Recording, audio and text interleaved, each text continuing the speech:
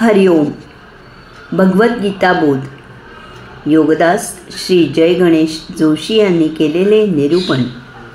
अध्याय 11. विश्वरूप दर्शन योग. ओम श्री परमात्मने नमः. अथ एकादशोऽध्यायः. जय योगेश्वर. परम आत्म्याला नमस्कार. अध्याय 11. श्लोक क्रमांक 9. संजय उवाच. एवमुक्त्वा ततो राजन् महायोगेश्वरो हरिः दर्शयामास पार्थाय परमं रूपमैश्वरम्. संजय म्हणाला, राजन, असे म्हणून मग महायोगेश्वरांनी त्या श्रीहरीने पार्थाला आपले परम ऐश्वर्य ईश्वरी रूप दाखविले. श्लोक क्रमांक 10. अनेक वक्त्र नयन मनेकाद्भुत दर्शनम अनेक दिव्याभरणं दिव्यानेकोद्यतायुधम्. श्लोक क्रमांक 11. दिव्यमाल्याम्बरधरं दिव्यगन्धानुलेपनं सर्वाश्चर्यमयं देवमनन्तौ विश्वतोमुखम्. अनेक मुख आणि अनेक नेत्र असलेले, अनेक प्रकारची दिव्य न भूतो न भविष्यती अशी दर्शने होत असलेले, अनेक अलौकिक अशी आभूषणे परिधान केलेले, हातात महादिव्य शस्त्रे अस्त्रे धारण केलेले, दिव्य माळा घातलेले आणि अतिसुंदर वस्त्रे परिधान केलेले, दिव्य गंध भस्म कुंकुम तिलक लावलेले, सर्वात महा आश्चर्यकारक आणि विस्मयकारक परम ईश्वरी अनंत विश्वाचे मुख असलेले विश्वरूप दर्शन भगवंत श्रींनी घडविले. श्लोक क्रमांक 12. दिवि सूर्यसहस्रस्य भवेद्युगपदुत्थिता यदि भाससदृशी सा स्यात् भासस्तस्य महात्मना. श्लोक क्रमांक 13. तत्रैकस्थै जगत्कृत्स्नं प्रविभक्तमनेकधा अपश्य देवदेवस्य शरीरे पांडवस्तदा.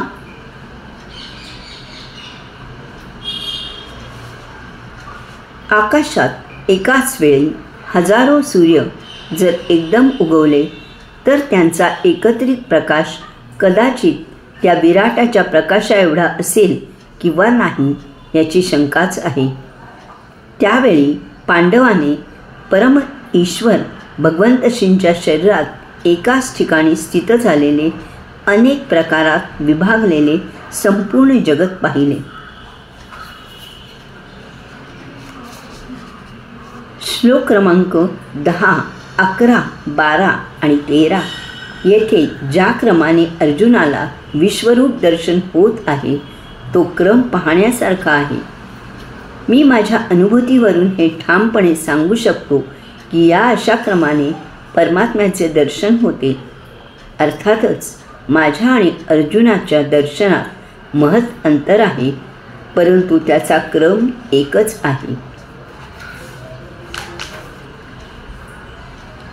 साधकाला सर्वप्रथम विश्वातील जड ग्रह गोल तारे दिसू लागतात. त्याचा प्रवास या ग्रह गोल तारे यामधून सुरू होतो.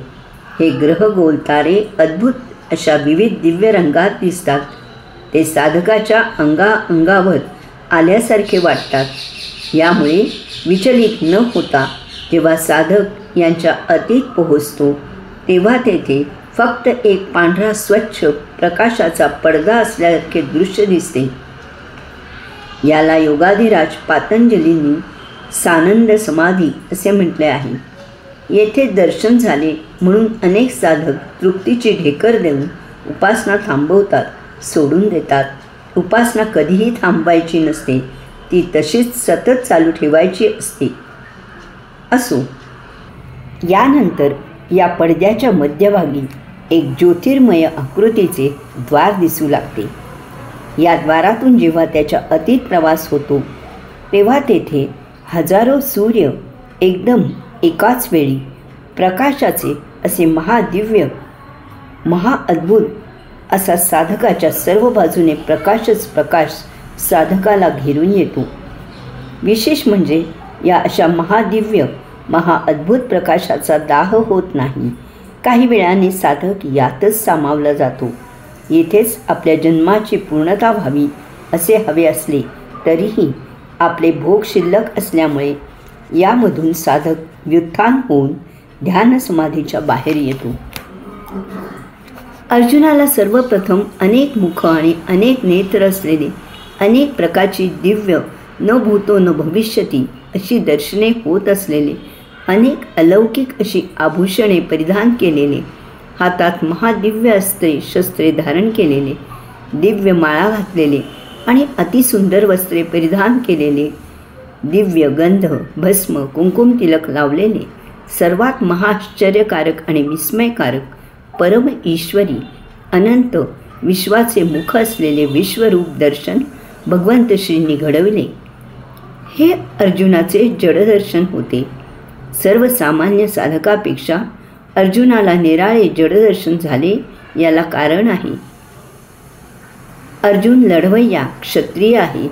त्याची परमात्म्याबद्दल सर्वसामान्य अपेक्षा ही अशीच असणार. हा असा त्याच्यातील त्याच्या मनातील त्याच्या कल्पनेतील परमात्मा त्याला सर्वप्रथम दिसणे हे उचित आहे. मग नंतर त्याला आकाशात एकाच वेळी हजारो सूर्य जर एकदम उगवले तर त्यांचा एकत्रित प्रकाश दिसावा तसे दर्शन झाले. ध्यान समाधीच्या या दिव्य क्षणी परमात्म्याचे सर्वप्रथम जडदर्शन होते. ते सुद्धा ज्या साधकाला ज्या दर्शनाची सवय असते त्याप्रमाणे पहिले दर्शन होते, कारण साधकाला याच जडदर्शनाची सवय असते. नंतर प्रकाशमय दर्शन होते. साधक प्रकाशमय दर्शनाने एकदम विचलित होऊ नये, तो ध्यान समाधीतून व्युत्थान होऊ नये, त्याला अशी सवय नसते, ती व्हावी असा यामागे परमात्मा दर्शनाचा हेतू असावा. अर्जुनाने विचलित न होता विश्वरूप दर्शन घ्यावे म्हणून भगवंत श्री त्याला परत परत पश्य पश्य असे अनेक वेळा सांगत आहेत. सर्वसामान्य साधकाच्या पेक्षा अर्जुनाच्या विश्वरूप दर्शनाचा भगवंत श्रींचा हेतू निराळा आहे. त्यामुळे यानंतर अर्जुनाला परम ईश्वर भगवंत श्रींच्या शरीरात एकाच ठिकाणी स्थित झालेले अनेक प्रकारात विभागलेले संपूर्ण जगत दिसले. त्याला भगवंत श्रींनी सांगितले होते की त्यांच्या एका अंशात हे विश्व सामावलेले आहे. त्याची प्रचिती अर्जुनाला येथे दिसून येत आहे. यात भगवंत श्रींचे आणखीही अनेक हेतू आहेत, ते पुढे येणारच आहे. भगवंत श्रींनी अर्जुनाला विश्वरूप दर्शन दिले, परंतु याआधीही त्यांनी आपल्या अवताराची चुणूक दाखवू दिली होती. बालपणी माती खाल्ली म्हणून यशोदामाई त्यांना रागावून तोंड उघड असे म्हणताच त्यांनी आपल्या मुखात तिला विश्वदर्शन दिले होते. शिष्टाईसाठी कौरवांकडे गेले असता भर दरबारात जेव्हा त्यांना पकडायचा प्रयत्न झाला तेव्हा त्यांनी तेथे विराट रूप धारण केले होते. याची दखल ज्यांनी घ्यायची त्यांनी ती घेतलीही. ज्यांनी दखल घेतली नाही ते त्यांच्या कर्माने गेले. हरिओम.